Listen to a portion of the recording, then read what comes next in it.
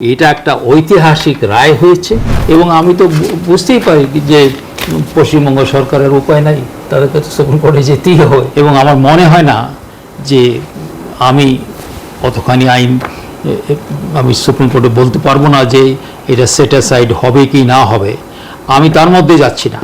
আমি ধরে নিলাম এটাকে খারিজ হয়েছে বা খারিজ হয়নি, কিন্তু এই কথাগুলো তো থেকে যাবে। স্যার আলটিমেটলি দেখবেন সুপ্রিম কোর্টে গিয়েও বাঁচার পথ কম না, একদম বাঁচার পথ নেই। হাইকোর্ট বলেছে এই 17 ভাগের দুর্নীতি, তারা কি কেউ বলেছে যে এই 17 রকম দুর্নীতি আমরা করি নাই? তোমরা যদি কি বলছো আপনারা যে রায় দিয়েছেন সেটা ঠিক না, ঠিক না বলতে পারো কিন্তু মানি না বলতে পারো না, সেটা বেআইনি কথাবার্তা।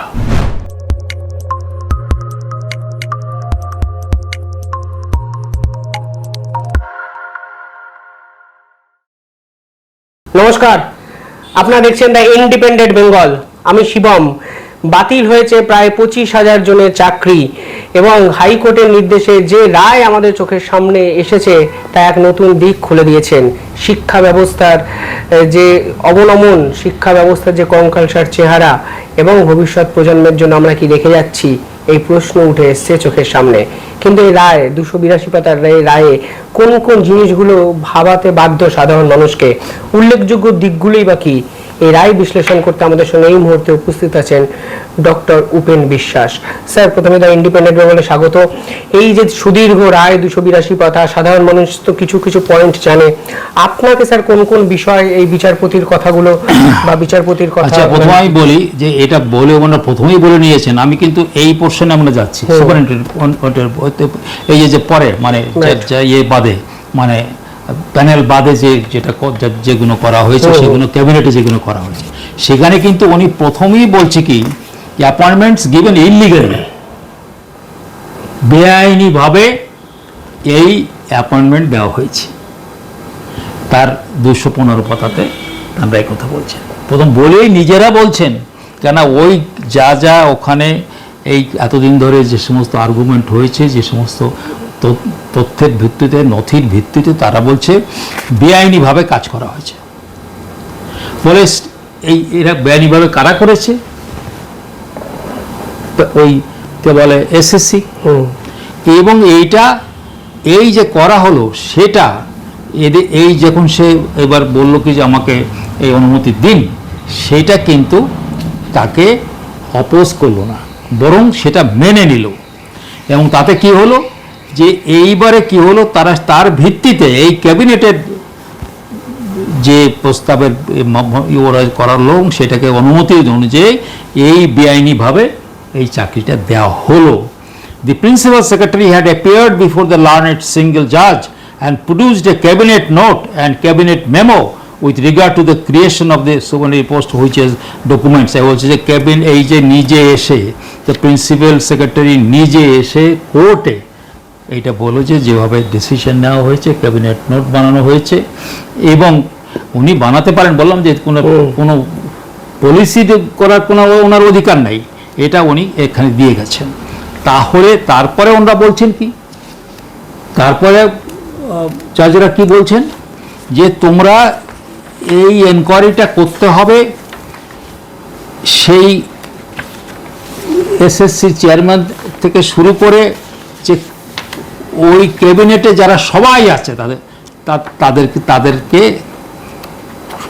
এই নিজেদের প্রথম হচ্ছে তাদেরকে এক্সামিনেশন করো, তাদেরকে এই বিষয়ে তদন্ত করো এবং তাদের গ্রেপ্তার করে জিজ্ঞাসাবাদ করো। এর থেকে আর মর্মান্তিক বলবো কি কথা হতে পারে? আর এই যে আদেশটা দেওয়া, এর পেছনে তাদের কতখানি, আমি বলবো কি যে এত সহজে এই সমস্ত অর্ডার দেওয়া যায় না। এত বড় কথাটা যে ক্যাবিনেটের থেকে যারা এই সমস্ত ডিসিশন, যারা এই সমস্ত পলিসি নিয়েছে, সিদ্ধান্ত নিয়েছে, তাদের বিরুদ্ধে তদন্ত করো এবং তাদেরকে গ্রেফতার করো এবং গ্রেফতার করে জিজ্ঞাসাবাদ করো। আর কি বলবে? এবং এই যে ওনারা যে অর্ডার দিয়ে গেলেন, আমি জানি না ভবিষ্যতে গিয়ে সুপ্রিম কোর্টে কি হবে না হবে, এটা ইতিহাস হয়ে থাকবে। এবং আমি সামান্য গবেষক হিসাবে এই যে আমি অলরেডি বানিয়ে ফেলেছি আমার বই, এবার তো এতে দিয়ে আরো বাঁধাই করে রাখবো, ভবিষ্যতে যাতে তোমরা এটা নিয়ে যদি কিছু আবার করতে চাও তখন তোমরা ভুলে যাবে, এখানে সে পাওয়া যাবে। অতএব আমি বলবো কি, এটা একটা ঐতিহাসিক রায় হয়েছে এবং ওই ঐতিহাসিক, এবং আমি বলবো কি যে আমাদের খুব লজ্জাজনক যে আমাদের ক্যাবিনেট মানে হচ্ছে মুখ্যমন্ত্রী, আগেই ব্যাখ্যা করেছি, যে সেইখানে তারা কিভাবে এইভাবে তাদের সম্বন্ধে এই কথা বলা হয়েছে। এবং আমি তো বুঝতেই পারি যে পশ্চিমবঙ্গ সরকারের উপায় নাই, তাদেরকে তো সুপ্রিম কোর্টে যেতেই হবে। এবং আমার মনে হয় না যে আমি অতখানি আইন আমি সুপ্রিম কোর্টে বলতে পারবো না যে এটা সেট অ্যাসাইড হবে কি না হবে, আমি তার মধ্যে যাচ্ছি না। আমি ধরে নিলাম এটাকে খারিজ হয়েছে বা খারিজ হয়নি, কিন্তু এই কথাগুলো তো থেকে যাবে, এর ব্যাখ্যা অনেক দিন ধরে হবে, ইউনিভার্সিটিতে হবে, মানুষের ইতিহাসের মধ্যে হবে, লেখার মধ্যে হবে, রাজনৈতিক করচা হবে, তরজা হবে। কিন্তু আজকে যদি আমাদের এই সমস্ত হেডিং পেতে শুনতে হয়, আমি নাম করব না, দুর্নীতি রাজে ধাক্কা কোর্টে 5,753 জন চাকরি বাতিল, তাহলে কি আমাদের ভালো লাগে? স্যার, এখানে আইনজীবী কল্যাণ ব্যানার্জি বলেছেন সুপ্রিম কোর্টে গেলে এই অর্ডার আমি 3 মিনিটে স্থগিতাদেশ পাবো, এই অবান্তর কথা ওরকম বলে থাকে, ও নাচানাচি অনেক বিভিন্ন সময় করে, এটা সেটা করে, আমি ওর চিনি, তো ওর এই মানে খুবই অবান্তর কথা বলেছে। সুপ্রিম কোর্টে তো অবমাননা করা হলো, যে সুপ্রিম কোর্ট কিরম বসে থাকে যে আসবা 3 মিনিটের মধ্যে আমি তাকে দিয়ে দেবো, ওই যায় রে ভাই 3 মিনিটে যা, ও তো সুপ্রিম কোর্টে অবমাননা করলো। 3 মিনিটে সুপ্রিম কোর্ট থেকে কোনো যদি হয়, তাহলে সেই সুপ্রিম কোর্ট আমি বলি তো ওইটা যদি কেউ বলে সুপ্রিম কোর্টে, তাহলে তো কন্টেম্পট অফ কোর্ট হয়ে যাবে। সুপ্রিম কোর্টে নিশ্চয়ই সে যাবে না, তাদের বড় বড় উকিল আছে, তারা যাবে, কোটি টাকার তাদের ফি, তারা যাবে, কিন্তু ওই কথা তো উল্লেখ হয়ে যাবে যে অমুক বলেছে যে সুপ্রিম কোর্টে যাবো আর 3 মিনিটের মধ্যে নিয়ে আসবো, তো নিয়ে আসো, খালি বসে আসো কেন? স্যার, নজিরবিহীনভাবে বিচারপতি অভিজিৎ গঙ্গোপাধ্যায় দিকে টোপ ডাকলেন, আবার কল্যাণ শুনলাম অভিজিৎ গঙ্গোপাধ্যায় আমার বিরুদ্ধে বলেছে, শুনলাম। তো ও তো একটা অশিক্ষিত আইনজীবী ছিল, ও কী করে হাইকোর্টের জজ হয়েছিল সেটাই এখন অনেক আইনজীবীর মধ্যে প্রশ্ন। ও যতদিন জজ ছিল কোনো জাজমেন্ট রিপোর্টেড হয়নি, আইনজীবী হিসেবে ভালো মামলা করেছে, তার কোনো জাজমেন্ট রিপোর্টেড হয়নি। বিচার যখন হাইকোর্টের জজ ছিল তখন বিজেপির সঙ্গে লাইন করে ও জজ বিজেপিতে চলে গেছে, চক্রান্ত করেছিল কি করে চাকরি খাওয়া যায়, তার চক্রান্ত করেছিল। এখন চোরদের দলের, ডাকাত দলের, গুন্ডা দলের, ধর্ষণকারী দলের সর্দার হয়েছে। ওকে আমার একটা চ্যালেঞ্জ, ও কতটা আইন জানে আমি দেখতে চাই। যদি ও সুপ্রিম কোর্টে আইনজীবী হিসেবে মামলা করুক আমার বিরুদ্ধে, দেখি ও কত বড় আইনজীবী। মুখ দিয়ে তো কথা বলতে পারেন না ভালো করে, ওই যখন জজ ছিল ক্ষমতা দেখিয়ে সমস্ত সবাইকে ভয় দেখিয়ে কাটিয়েছে। এইসব লোকগুলো আজকে সাংসদ হওয়ার জন্য কন্টেস্ট করছে, মানুষের রিজেক্ট করা উচিত। ধান্দাবাজ, বিচার ব্যবস্থার কলঙ্ক, গোটা বিচার ব্যবস্থাকে রাজনীতির জন্য নিজে একদম ব্যবহার করা, নিজে যাতে আরও ভালো থাকতে পারি তার জন্য গোটা বিচার ব্যবস্থাকে নষ্ট করে দেওয়া, এরা দেশের কলঙ্ক। এই রায়ের পিছনে অভিজিৎ গাঙ্গুলিতে এই রায়টা বা এই জাজমেন্টটা দেওয়া শুরু। আচ্ছা, এইবার আমি অভিজিৎ গঙ্গোপাধ্যায়ের সম্বন্ধে বলি। তিনি আগের দিন আমি বলেছিলাম অতি সারা রাত দিন ধরে সে খাটাখাটনি করে এইটা এগিয়েছে। কোথাও অনেকের মতে কোনো জায়গায় তার ভালো না লাগতে পারে, একটু কথাবার্তাও অনেক সময় কোর্টের মধ্যেও মানে বাগবিতণ্ডা হয়েছে, তার সাথে কোনো আইনের কোনো সম্পর্ক নাই, আমার নিজেরও ভালো লাগে নাই। কিন্তু আমি তবুও বলবো সে যা করেছে সেইগুলোই তো এখানে তারা অনুমোদন করলো। শুধু একটাই মেয়ের বেলায়, সেটাও তো আমরা যেহেতু সে ক্যান্সার পেশেন্ট সেই জন্যে, আর যেহেতু সবটাই বাতিল হয়েছে বলে দু একজন যে উনি তাদের চাকরি দিয়েছিলেন তারা ওর মধ্যে পড়লো। আর একটা কথা বলি, এই যে বাতিল কথাটা আমরা বলছি না, এটা কিন্তু পুরো বাতিল না, এই জিনিসটা বোঝা দরকার। এই যে আমরা লিখছি যে পুরো এত 5,000 এত লোক বাতিল হয়ে গেল, কিন্তু বাতিল কিন্তু হলো না, মানে ওই প্যানেলটা বাতিল হয়েছে। এইবার বললো কি, আবার এইখানের সঙ্গে উনি একটা রাইডার দিয়েছেন যে আবার তো মূল্যায়ন করতে হবে, মূল্যায়ন করে ভাগ করতে হবে। আগে যেটা করে নাই, বারবার বলা হয়েছিল যে যারা এই সমস্ত মানে উল্টোপাল্টা করে নিয়েছে, অন্যায় কাজ করে নিয়েছে, তাদেরকে এই দিকে রাখতে হবে, আর যারা রেজাল্ট যাদের পাওয়ার কথা তাদের এই দিকে রাখতে হবে। আপনারা একটা প্লেস করেন, বারবার করে অভিজিৎ গঙ্গোপাধ্যায় অনারেবল জাস্টিস উনি বারবার এই কথা বলেছেন যে কতবার তাদের বলা হয়েছে যে আপনারা কিছু তো একটা দেখান, তারা কিছু দেবে না, দায়িত্ব তারাই। অর্থাৎ এই এক্সারসাইজটা আমি বলবো, এটা একটা এক্সারসাইজ। এখান থেকে কি বেরোবে, ওই যে ছেলে মেয়েগুলো বসে আছে ওরা কিন্তু এবার চাকরিটা পাবে, দিতেই হবে তাদের, আর উপায় নাই। যদি ওদের মধ্যে থেকে কেউ, ওরাও যদি কিছু মিথ্যে কথা বলে থাকে তাহলে তারা পাবে না।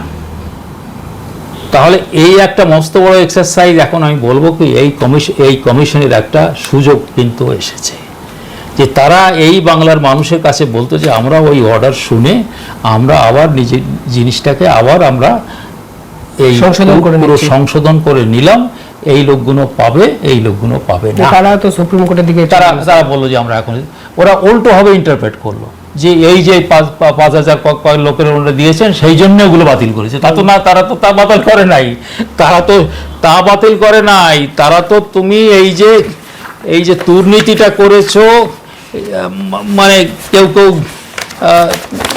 তাকে 17 ভাগে ভাগ করেছে, ওটাকে আমি দেখছি ও আরো ভাগে ভাগ করা যায়, ওটা আরো ভাগে ভাগ করা যায়, কিন্তু কমপক্ষে 17টা পন্থায় দুর্নীতি করেছো, তারা ব্যাখ্যা করেছে। তারা এই নয় যে খালি এক লাইন বলে দিলাম তা না, সেটা মানে 1 পাতা 2 পাতার মতো ব্যাখ্যা করে তারা বলছে এতখানি দুর্নীতি করেছো বলেই আমরা বাতিল করলাম। এবার সুপ্রিম কোর্টে যাও যে এইগুলো করেছো কিনা, তুমি তো এইগুলো কখনো করো নাই, ডিসএগ্রি করতে পারবে না। এই যে তুমি 17 ভাবে নিয়োগ দুর্নীতি করেছো, তুমি তো এইখানে যখন শুনানি হয়েছে তা তো তুমি সেটা তো খারিজ, কিন্তু অন্য মানে কাগজপত্র দিয়ে তো তুমি এটাকে কাটতে পারো নাই।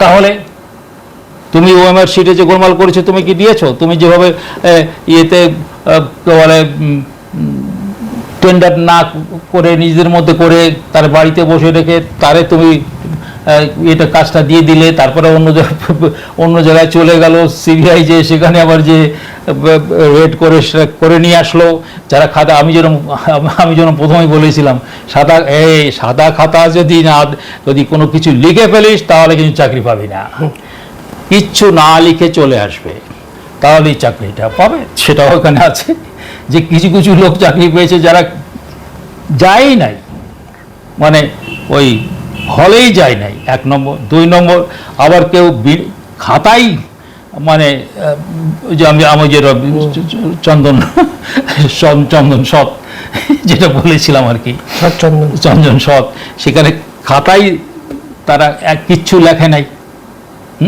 আবার দেখা যাচ্ছে যে যত যা পেয়েছিল আপনারা কেটে দিয়ে তাদের নাম্বার বাড়িয়ে দিয়েছেন। স্যার আলটিমেটলি দেখবেন সুপ্রিম কোর্টে গিয়েও বাঁচার পথ কম না, একদম বাঁচার পথ এই 17 বা 18 যাই আমরা বলি, এইটাতেই শেষ। মানে এখানে কি হবে যে এই বাতিলটা নিয়ম মেনে করা হয় নাই, তো তাহলে আগে এই 17টার কথা উত্তর দাও না। এই যে 17 ভাবে দুর্নীতিটা করেছো, এর ভিত্তিতে তো বেআইনি হয়েছে, এই বলে তো নড়া দিয়েছেন। আগে এইটাই তুমি তার সামনে, মানুষের সামনে তাদের দায়বদ্ধতা আছে, তো ছেড়ে দিন আপনার সুপ্রিম কোর্ট। এই যে যিনি চেয়ারম্যান বা মুখ্যমন্ত্রী বা বা বা আমাদের প্রাপ্ত, তাদের মানুষের কাছে দায়বদ্ধতা আছে না? যে সুপ্রিম হাইকোর্ট বলেছে এই 17 দুর্নীতি, তারা কি কেউ বলেছে যে এই 17 রকমের দুর্নীতি আমরা করি নাই? আমরা একটা চ্যালেঞ্জ করছি যে 17 রকমের দুর্নীতি করেছো, তার জন্য তারা ক্যান্সেল করে দিয়েছে। এইটা কি তোমরা কেউ বলেছো এটা আমরা করি নাই? বলেছে কি? হ্যাঁ, কেউ কি বলেছে যে আমরা কোনো দুর্নীতি করি নাই? তোমরা যদি কি বলছো, আপনারা যে রায় দিয়েছেন সেটা ঠিক না। ঠিক না বলতে পারো, কিন্তু মানি না বলতে পারো না, সেটা বেআইনি কথাবার্তা। তাহলে আমাদের সংবিধানের বিরোধী কথা হবে। যখন কে মৃত্যুদণ্ড দিল কোর্ট, যত সময় পর্যন্ত সেই মৃত্যুদণ্ড আর একটা কোর্ট বা যে কোনো একটা যারা এটাকে পাল্টাতে পারে তারা না দেওয়া পর্যন্ত তা সেইটাই আমাদের মানতে হবে। তো সেখানে উনি তো মানছেন না, সেটাই তো বেআইনি কাজ করছেন। এটা বলতে পারতেন যে আমার মত আলাদা। আমার স্যার এখানে একটা প্রশ্ন আছে সাধারণ মানুষের, যে এই মামলাটা স্যার সুপ্রিম কোর্ট অব্দি গেছিল, সুপ্রিম কোর্টের নির্দেশে হাইকোর্টের ডিভিশন বেঞ্চে একবার হয়ে গেছে, ঘুরে এসে সুপ্রিম কোর্টে স্যার এই বিষয়টা কি যেতে পারে? এবার তো তারা বারবার গিয়েছে। এই যে আমাদের টাকা, এই যে জনগণের টাকা নিয়ে তোমরা খেলছো, কথায় কথায় সুপ্রিম কোর্টে যাচ্ছ, কথায় কথায় সুপ্রিম কোর্টে যাচ্ছ, এবং অধিকাংশ সময় তোমরা ওখানে যেয়ে ফিরে আসছো। এবং আমি এ সম্বন্ধে কোনো আমার ডাউট নাই, আমি জানি না ভবিষ্যতে কি হবে। সুপ্রিম কোর্টও পার পাবে না রাজ্য, না পারবে না। যেভাবে ওনারা বিশ্লেষণ করে শুধু এক পাতা বলেই বা এক প্যারাগ্রাফ দিয়েই ওনারা কোনো সিদ্ধান্তে আসেননি। এই যে যারা আমরা 17 পন্থায় ভাগ করে বার করেছি, এটা ভাগ করলে আরও এর মধ্যে আরও সাব ডিভিশন আছে, মানে আরও কেটে আরও করা যায়। ওনারা ব্যাখ্যা করে বলে দিয়েছেন যে এই জন্য এই জন্য এই জন্য এই জন্য এই জন্য। আর আমি তো বহু আগেই বলেছিলাম যে খাতা না দিয়ে সে বলছে কি একজন যে দালাল, যে খাতা যদি তুমি ওখানে কিছু লেখো তাহলে কিন্তু তুমি চাকরিটা আমি দিতে পারবো না, এবং আমাদের একদম উপরে আমাদের হাত আছে। আর একটা কথা বলি, মনে পড়েছে, কে যেন একজন মুখপাত্র, সে হচ্ছে যে এইসব যা কিছু করেছে হচ্ছে পার্থদা। আর এইটার মধ্যে পার্থক্যতা আসলো, এই যে ক্যাবিনেটের সময় তো পার্থ নাই, আছে কি? ক্যাবিনেটে তো এই 2022-এর ব্যাপার, তাহলে তখন পার্থ চট্টোপাধ্যায় কোথায় গেল? তখন তো সে মন্ত্রী নেই। এইবার আসলো এইগুলো, এই যেটাতে মানে এই 5000 গেল, সেইখানে পার্থ, তো সে তো অলরেডি চার্জশিট হয়ে বসে আছে, চার্জশিট হয়ে গেছে, তার সে জেলের মধ্যে আছে, তার তো যাই হোক পরে কি হবে না হবে সেটা অন্য কথা, কিন্তু পানিশমেন্ট তো হয়ে গেল অনেকটাই তার, না? তারপরে ঘাড়ে সব ফেললে হবে? এই পার্টটা তো আলাদা, এই পার্টটা তো ড্রামাটিস্ট পার্সনেই, আমরা বলি নাটকের বাংলায় কি বলবো, হ্যাঁ না, পার্সনই মানে যারা হচ্ছে প্লেয়ার যারা পাঠ করে আর কি, তো তারা তো আলাদা। এখানে তো পার্থ চট্টোপাধ্যায় নেই, এখানে তো ব্রাত্য আছে। সত্যি গভীরভাবে ভাবলে এই একটা রায় আমাদেরকে কত কিছু শেখাচ্ছে, জানাচ্ছে। পার্থ চট্টোপাধ্যায় জেলে, তার অবর্তমানে ক্যাবিনেট মিটিং হলো, সেই মিটিংয়ে সিদ্ধান্ত হলো ব্যতিক্রমী চাকরির পোস্ট ক্রিয়েট করা হবে, আদালত জাজমেন্ট দিল, 17 পন্থার দুর্নীতি চিহ্নিত করলো। প্রত্যেক দিনই আমরা নতুন কিছু শিখছি, অন্তত এই রাজ্যের শিক্ষা ব্যবস্থা। আমার আর একটা কথা আছে, এই যে কি কি পন্থায় দুর্নীতি হয়েছে, আমরা এইটা না একটা ভবিষ্যতে আমার ধারণা, যারা এই অপরাধ বিজ্ঞান নিয়ে যারা গবেষণা করে, আলোচনা করে, এমনকি আমার মনে হয় এটা স্কুল থেকে শুরু করে MA পর্যন্ত পাঠ্য করা উচিত। নিঃসন্দেহে অনেক বড় স্টেটমেন্ট। অপরাধ বিজ্ঞানের একটা পাঠ্যসূচিতে এই অপরাধটা স্থান পাবে, যদিও এর আগে উনি বলেছিলেন ঐতিহাসিক রায় ইতিহাসে স্থান পেতে পারে। এই রায়ের প্রত্যেকটা বিশ্লেষণ ভাবা যায়, একটা দুর্নীতির রায় ইতিহাস হয়ে থাকবে এই বাংলার। বাঙালিরা কি সত্যি ভুলবে নাকি বাঙালিরা ক্ষমা করবে? অন্তত পরবর্তী প্রজন্মের প্রশ্ন যেখানে জড়িয়ে আছে, ভবিষ্যৎ সম্ভাবনা যেখানে জড়িয়ে আছে। ওখানে বলেছেন, কিন্তু আমি আরেকটা কথা বলি, হ্যাঁ। এইখানে যখন আমরা এটাকে মানে ব্যাখ্যা করেন তখন বলছি যে আমরা কেন এই যে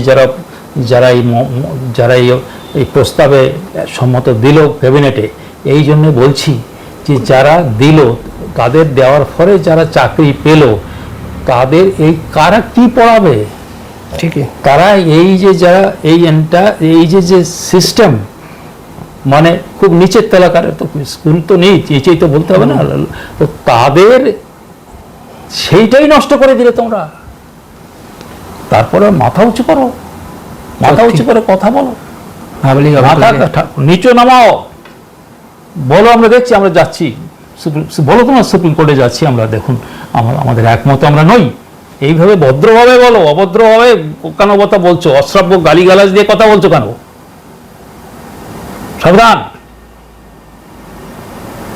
আমাদের মারতে পারো, খুন করতে পারো, যা কিছু বলো, কিন্তু সত্যি কথা তোমাদের বলে যেতে হবে যে আমরা বাঙালি, আমাদের সংস্কৃতি আছে। কার জায়গা এটা? সুভাষচন্দ্রের জায়গা এটা। ওই হাইকোর্টে দুটো বড় বড় পাথরের মূর্তি আছে। প্রথম কারটা ঢুকবার সময় সূর্য সেনটা ভেতরে, ওই দিক থেকে ঢুকবার সময় কার? ক্ষুদিরাম আর সূর্য সেন। ক্ষুদিরামের আছে, হাসতে হাসতে সে মারা গেল, মরল, কাশি। এই দিকে মাস্টার দা, এই দুজনকে রাখা হয়েছে কেন ওখানে? আমি একদিন ওটা অভিজিৎ গঙ্গোপাধ্যায়কে বোঝাতে চেয়েছিলাম, উনি জিনিসটা ধরতে পারলেন না। আমি একটা ছবি দিতে, মানে একটা রিপোর্ট দিতে চাচ্ছিলাম, তার মধ্যে দুটো ছবি দিয়েছি, যে তাহলে হাইকোর্টের সামনে দেওয়া হয়েছে, দুজনেই কিন্তু বিপ্লবী, দুজনে বিপ্লবী, কিন্তু তারাই তো আমাদের ঐতিহ্য, তাদের কথাই তো আমরা মনে করি। যারা এই চুরি করেছে, যারা এই দুর্নীতির মধ্যে রয়েছে, তাদের তো আমরা, তাদের স্ট্যাচু তো আমরা হাইকোর্টে কোনোদিন কেউ বানাবে না। এইটাই ইতিহাস। সত্যি এই ইতিহাস বাঙালি কিভাবে মনে রাখবে তা বাঙালিই জানে। দেখতে থাকুন দ্য ইন্ডিপেন্ডেন্ট বেঙ্গল। অসংখ্য ধন্যবাদ স্যার, ধন্যবাদ আপনাদেরও।